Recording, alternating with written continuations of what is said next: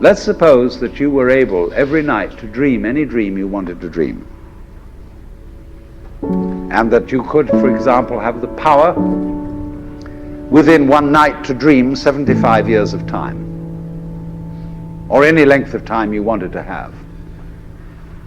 And you would naturally, as you began on this adventure of dreams, you would fulfill all your wishes.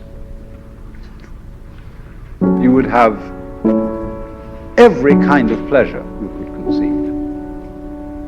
And after several nights of 75 years of total pleasure each, you would say, well, that was pretty great. But now let's have a surprise. Let's have a dream which isn't under control. Well, something is going to happen to me that I don't know what it's going to be.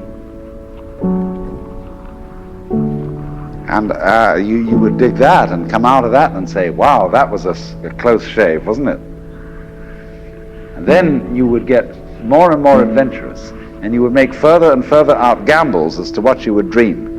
And finally, you would dream where you are now. You would dream the dream of living the life that you are actually living today. That would be within the infinite multiplicity of choices you would have, of playing that you weren't God. Because the whole nature of the Godhead, according to this idea, is to play that he's not. The first thing he says to himself is, man, get lost. Because he gives himself away.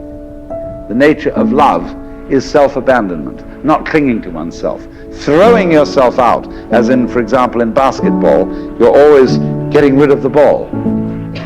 You say to the other fellow, have a ball. See? And that keeps things moving. That's the nature of life.